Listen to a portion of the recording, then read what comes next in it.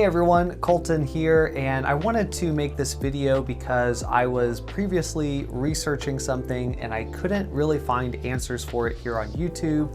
So I thought I would share what I learned with all of you, and that is specific to being able to use flash with your Mamiya645 that is off camera. And this method would actually work for on-camera flash too, if you really wanted to do it that way.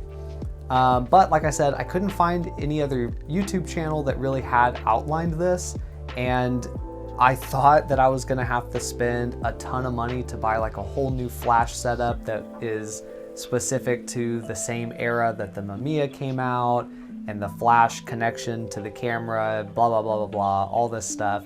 And it ended up being that I have been able to use the exact same flash that I use for my digital Sony camera with my Mamiya using this $8 cable. And that's basically it. I thought I would have to buy a whole new flash setup. I'm still able to use my Godox for Sony flash setup, which is a wireless trigger with 3 flash units, and it works flawlessly with the Mamiya. So in order to figure this out, I ended up going to Precision Camera and chatting with one of my friends, Niles, shout out to Niles, who helped me kind of get this figured out. And what we landed on is that obviously you have your hot shoe on your Mamiya, but if you don't have the right connection, then this is no good, basically. It's kind of a glorified cold shoe to just hold your flash or your trigger. But right next to it, there is a small kind of port, and turns out that's called a PC port, and that is for syncing your flash. This was an option for doing off-camera flash back in the day, where you would just get a really long cable and connect it to the Mamiya and then to your flash, and then you could fire your flash off camera. Well, the same thing can kind of work with a wireless trigger. So here I have my Sony Godox wireless trigger, and what I kind of discovered, I was playing around with it when we were trying to figure this out, and if you pull off the rubber panel here, I'll zoom in close on it, but there's actually a PC port next to this USB port. So I realized if I had a PC to PC cable, I could connect this trigger to the Mamiya, and that's exactly what ended up happening. So all I ended up doing was taking the Mamiya, plugging in the PC cable, taking the flash, mounting it onto the Mamiya, and then plugging in the PC port to the flash. And now we have a Mamiya645 Pro, which can fire flash remotely.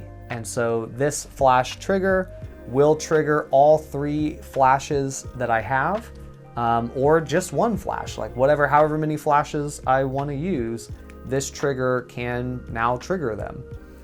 One thing to note is that for the Mamiya645 Pro, and I believe this is the same for most of the Mamiya645 cameras, like the Super and the Pro TL, there is only one shutter speed on this camera that will sync with flash, and that is 1/60th of a second. On my camera, it is in red, so 1/60th in red. That is the only shutter speed which syncs with flash. So you don't have as much control as you would maybe say with a digital camera, where you can sync at many speeds. This one, you just have that one speed. So also worth noting, this is entirely manual. You do not have automatic flash metering unless you have the Pro TL.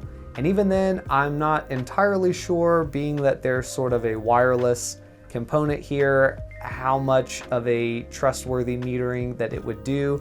But definitely on the Mamiya645 Pro and the Mamiya645 Super, and probably earlier versions as well, there is no flash metering. So what you're going to want to have is some sort of light meter, whether it be like a Sekonic light meter that you can hand hold and go put in front of your model and do a test, or even just a cell phone app. I'm sure there's plenty of cell phone apps that will do the trick, as long as they can meter for flash specifically and not just ambient light, because that's what you're going to want to meter for.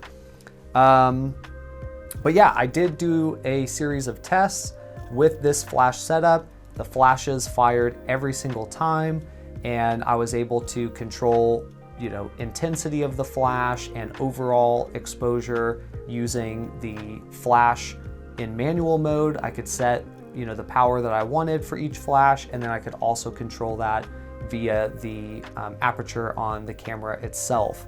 So this worked out great. If you already have a flash setup and you have a remote wireless trigger, check it out. See if it has a port. It doesn't have to be a PC port because you can get adapters, but as long as it has some sort of port that you can connect the Mamiya to, then you essentially have wireless flash for your Mamiya. If you don't have a trigger and you just have the flash unit, like I said, for maybe just a few extra bucks, you can get a much longer cable. I saw them when I was at Precision Camera. I'm sure they have them everywhere, but they're like 15 to 25 foot cables where you plug in PC to one side and then whatever your flash takes on the other side. And now you still have off camera, it's just not wireless, it's wired. But definitely do some research, pull out your flash manual, see what kind of port you have. I know on my Godox flashes, they have a teeny tiny port that is smaller than a headphone jack. So I had to get at least one adapter to do the entire long cable sort of method, but still would have ended up being probably 20 bucks or less to do that. In my case, 8 bucks was all I had to spend. So I hope that helps you all. I will make a follow-up video once I get the film back from the photo lab, where I'll break down the different photos that I took on flash. I took extensive notes during the shoot, so I'll be happy to share that with all of you, and we can kind of see how this method ended up working out or not working out if I get the film back and it looks terrible, but we'll keep our fingers crossed that everything looks beautiful. I know during the shoot it flashed flawlessly, so I think we're in good shape, and I look forward to viewing those photos when they come back. If this helped you, or if you have any questions about your specific setup, drop them in the comments below. I'm happy to answer as many comments or all of the comments as possible, and I look forward to chatting with you guys in the next video. For now, I'm Colton. See you next time.